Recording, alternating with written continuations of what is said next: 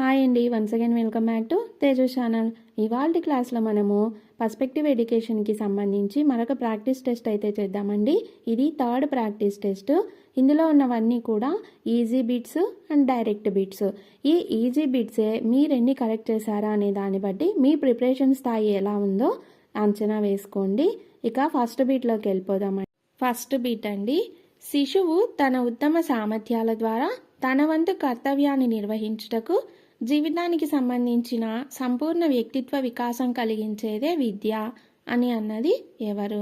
Direct bit అండి. ఇది విద్యా నిర్వచనాలు టాపిక్కి సంబంధించింది. ఇక్కడ క్వశ్చన్లో శిశువు అని వస్తూనే ఆప్షన్స్లో టీపీ సన్ అని గుర్తుపెట్టుకోవాలి. శిశువు సన్. కరెక్ట్ ఆన్సర్ వచ్చేసి ఆప్షన్ సి అండి. సెకండ్ బిట్ అండి, నేటి విద్యా విధానంలోని ప్రాథమిక పాఠశాలలకు సమానమైన ముస్లిం విద్యా విధాన పాఠశాలలు. క్వశ్చన్ జాగ్రత్తగా గమనించండి. ఇప్పుడున్న విద్యా విధానంలో ప్రాథమిక పాఠశాలలు అంటే లోయర్ క్లాసెస్ ఉంటాయి కదా, వాటికి ఈక్వల్గా ఉన్న ఆనాటి ముస్లిం విద్యా విధాన పాఠశాలలు ఏవి అని క్వశ్చన్ అండి. ఇక్కడ ఇచ్చిన ఆప్షన్స్ అన్నీ కూడా మధ్యయుగంలో ముస్లిం విద్యా విధానానికి సంబంధించినవి. మసీదులు అనేవి ప్రార్థనాలయాలు, మద్రసాలు అనేవి ముస్లిం విద్యా విధానంలో ఉన్నత పాఠశాలలు, మద్రసా ఐలా అంటే కళాశాలలు. సో మక్తబ్లు అనేవి ముస్లిం విద్యా విధానం యొక్క ప్రాథమిక పాఠశాలలు. థర్డ్ బీట్ అండి, బహుళార్థ సాధక పాఠశాలలను ప్రారంభించాలని సూచించిన కమిషన్ లేదా కమిటీ ఏది? క్వశ్చన్లోనే ఇచ్చారు కదండి, బహుళార్థ సాధక పాఠశాలలు అంటే మల్టీపర్పస్ స్కూల్స్. విద్యా విధానంలో విద్యార్థులకు కేవలం పుస్తక జ్ఞానం మాత్రమే ఉంటే సరిపోదు అని, విద్యార్థులు అన్ని రకాల వృత్తులలో కూడా నైపుణ్యాలు సంపాదించాలనే ఉద్దేశంతో ఏర్పాటు చేయబడినవే ఈ మల్టీపర్పస్ స్కూల్స్. ఇలా మల్టీపర్పస్ స్కూల్స్ని ఏర్పాటు చేయాలి అని సూచించింది ఎవరు అంటే డాక్టర్ లక్ష్మణ స్వామి మొదలియార్ గారు. ఈయన అధ్యక్షతన 1952 సంవత్సరంలో ఏర్పాటైంది మొదలియార్ కమిషను. మరి ఏ స్థాయిలో లేదా ఎప్పుడు ఈ మల్టీపర్పస్ స్కూల్స్ని ఏర్పాటు చేయాలి అనుకున్నారంటే ఉన్నత మాధ్యమిక స్థాయిలో, అంటే 9 నుంచి 12 తరగతుల మధ్య ఉన్నత మాధ్యమిక స్థాయిలో ఈ మల్టీపర్పస్ స్కూల్స్ను ఏర్పాటు చేయాలని సూచించారు. ఫోర్త్ బిట్ అండి, విద్యార్థి యొక్క సమగ్ర మూర్తిమత్వానికి అర్థంగా చెప్పేటటువంటి రిజిస్టర్ లేదా రికార్డు ఏది అని క్వశ్చన్ అండి.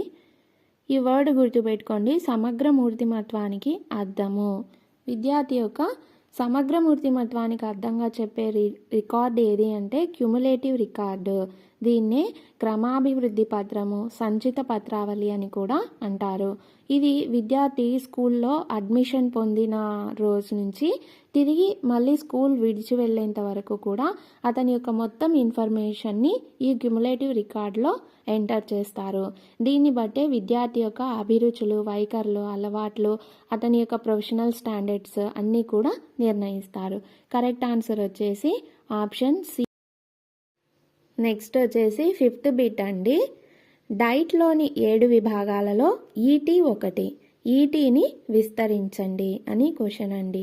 డైట్ అంటే తెలుసు కదండి, district institute of education and training, జిల్లా విద్యా శిక్షణా సంస్థ. జిల్లా స్థాయిలో ఉపాధ్యాయ సాధికారత కోసం పనిచేస్తున్నటువంటి ఒక సంస్థ ఇది. 1988లో ఏర్పాటు చేశారు డైట్ని.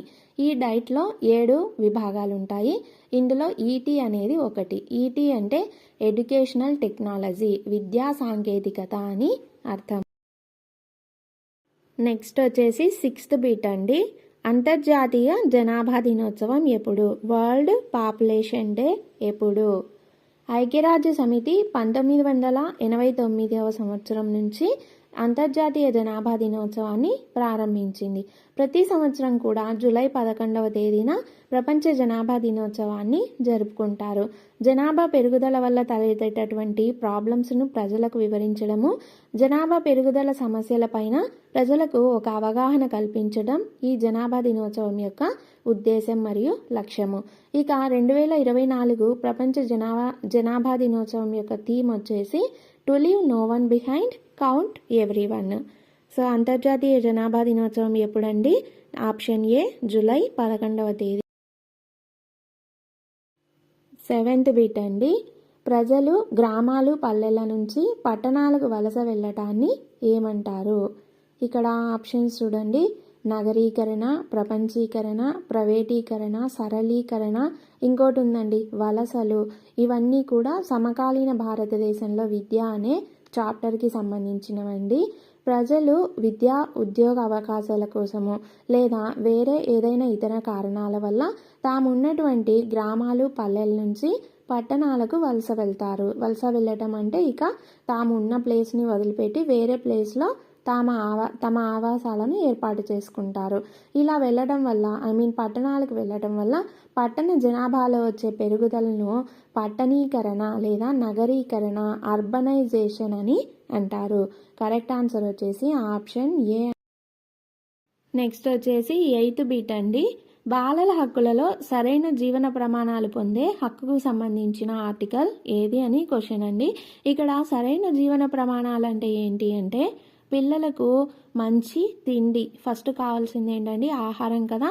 సో మంచి ఆహారము, వేసుకోవటానికి బట్టలు, ఉండటానికి నివాసము, ఇంకా రక్షణ కూడా ఇంపార్టెంటే కదండి. ఇలా మంచి ఆహారము, వేసుకోవటానికి సరైన బట్టలు, ఉండటానికి నివాసము, ఇతర అన్ని రకాలుగా కూడా రక్షణ, ఇవన్నీ కూడా జీవన ప్రమాణాలు. ఇలా బాలలకు సరైన జీవన ప్రమాణాలు పొందే హక్కు ఉంది అని తెలియజేసేటటువంటి ఆర్టికల్ ఏది అంటే ఆర్టికల్ 27. కరెక్ట్ ఆన్సర్ వచ్చేసి ఆప్షన్ సి అండి. మరి ఒకసారి మిగతా ఆప్షన్స్ కూడా చూద్దామండి. ఆప్షన్ డి ఆర్టికల్ 32 వచ్చేసి ఏం చెప్తుంది అంటే ఆర్థిక దోపిడీ నుంచి రక్షణను తెలియజేస్తుంది. ఆర్టికల్ 18 వచ్చేసి తల్లిదండ్రులు, సంరక్షకులు తమ పిల్లలను బాధ్యతగా చూసుకోవాలి అని ఆర్టికల్ 18 తెలియజేస్తుంది. ఆర్టికల్ 20 వచ్చేసి ఏం చెప్తుంది అంటే తల్లిదండ్రులు కోల్పోయిన పిల్లలకు అంటే తల్లిదండ్రులను కోల్పోయిన అనాథలకు రాజ్యం నుంచి ప్రత్యేకమైన సహాయాన్ని, సంరక్షణను పొందే హక్కును ఆర్టికల్ 20 తెలియజేస్తుంది. సో 8th బిట్ సరైన జీవన ప్రమాణాలు పొందే హక్కును తెలియజేసే ఆర్టికల్ వచ్చేసి ఆర్టికల్ 27. కరెక్ట్ ఆన్సర్ వచ్చేసి ఆప్షన్ సి అండి. నెక్స్ట్ వచ్చేసి 9th బిట్ అండి. NCF 2005లో భాష, గణితము, సైన్స్, సాంఘిక శాస్త్రాల గురించి తెలిపిన అధ్యాయం ఏది?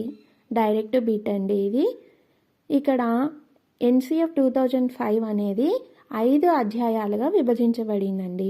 ఇందులో 3వ అధ్యాయంలో భాష గురించి, గణితము, సైన్స్, సాంఘిక శాస్త్రము, ప్రకృతి శాస్త్రాలు, ఇంకా మూల్యాంకనం కూడా పాఠశాల స్థాయిలో మూల్యాంకనాల గురించి కూడా తెలియజేయబడింది. కరెక్ట్ ఆన్సర్ వచ్చేసి ఆప్షన్ బి అండి. నెక్స్ట్ వచ్చేసి 10th బిట్ అండి. NEP 2020లో సభ్యులు కానివారు ఎవరు అని క్వశ్చన్ అడిగారండి. సభ్యులు కానివారు ఇక్కడ NEP 2020కి సంబంధించి 10 మంది పేర్లు మీరు ఖచ్చితంగా గుర్తుపెట్టుకోవాలండి. ఫస్ట్ వచ్చేసి అధ్యక్షులు, చైర్పర్సన్. అధ్యక్షులుగా ఎవరు ఉన్నారంటే డాక్టర్ విష్ణుస్వామి కస్తూరి రంగన్. నెక్స్ట్ వచ్చేసి కార్యదర్శి అంటే సెక్రటరీగా ఎవరు ఉన్నారంటే షకీలా షంషు. ఇక మిగిలిన 8 మంది కూడా సభ్యులు. ఈ సభ్యుల పేర్లు కూడా ఒకసారి తెలుసుకుందామండి. ఫస్ట్ వచ్చేసి Vasudha Kamath, next Manjul Bhargava, 3rd one వచ్చేసి Ram Shankar Kuril, 4th one T V Kattimani, 5th one వచ్చేసి కేజే ఆల్ఫాన్స్, 6th వన్ వచ్చేసి Krishnamohan Tripathi, 7th one major Hasif, next వచ్చేసి 8th వన్ వచ్చేసి MK శ్రీధర్. సో వీళ్ళందరూ కూడా సభ్యులు 8 మంది, ఒకరు అధ్యక్షులు, ఇంకొకరు కార్యదర్శులు. సో 10 మంది సరిపోయారు కదండి. ఈ 10 మంది పేర్లు మీరు ఖచ్చితంగా గుర్తుపెట్టుకోవాలి. ఇక్కడ సభ్యులు కాని వారు ఎవరు అని క్వశ్చన్ అడిగారు కదండి. సో కరెక్ట్ ఆన్సర్ చెప్పేయండి. కరెక్ట్ ఆన్సర్ వచ్చేసి ఆప్షన్ డి కస్తూరి రంగన్. ఇదండి ఇవాల్టి పర్స్పెక్టివ్ ఎడ్యుకేషన్కి సంబంధించిన ప్రాక్టీస్ టెస్ట్. ఈ బిట్స్ మీ ప్రిపరేషన్కి హెల్ప్ అయినట్లయితే తేజస్ ఛానల్ని లైక్ చేయండి, సబ్స్క్రైబ్ చేయండి, మీ ఫ్రెండ్స్కి షేర్ చేయండి. Thank you.